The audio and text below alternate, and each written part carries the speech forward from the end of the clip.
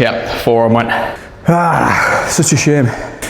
So one thing I've really been wanting to get off my chest for a while, because I think it's important as a coach to talk about these things. I think it's important to let people know that these things are happening. And what I'm talking about is regarding the self-help industry, which is a great industry, don't get me wrong. But what I think a lot of people don't realize or fail to recognize is that the self-help industry is just that. It's an industry. And within any industry, there's people that want to take your money. And this is why you got to be so careful, because the self-help industry has really blown up within the past 5-6 years, especially with men.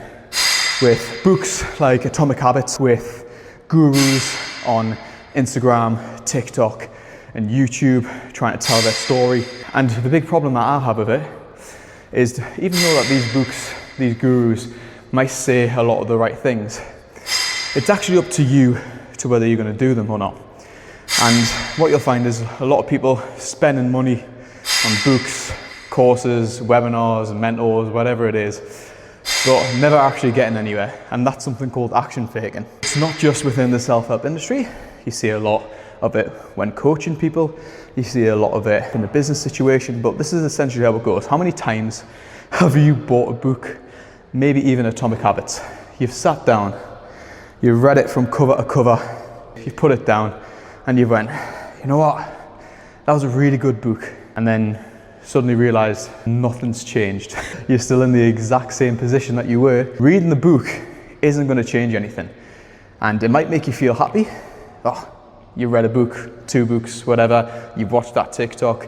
You've bought that mentorship. It might make you happy at the time. But once that novelty wears off, once the adrenaline's gone, you're right back to where you started. And that's if you haven't actually implemented any of the things that you're getting taught. Because like I said, I'm not 100% against the self-help industry. I think a lot of what these people say are the truths. However, it's a two-way system, and you've got to put the work in if you actually want to reap the benefits, if that makes sense.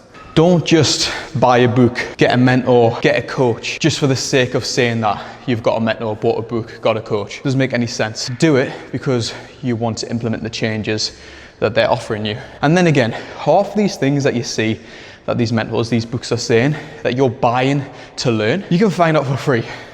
It's on the internet. And I'm saying this as a coach. Half the shit that I teach, in fact, all the shit that I teach, you can find out on the internet. But what I feel like I offer as a coach that you're not going to find on the internet is accountability. And that's why you should be hiring a coach. If you can't do it yourself, or maybe you don't have the knowledge, hire someone who's got the knowledge, who's then going to either teach you or do the work for you. And that's why you should hire a coach. Don't just hire one because, you can tell your pal, I've got a PT, I've got a coach. It doesn't make any sense, especially if you're not making any progress. Yeah, I just felt like I need to get that off my chest.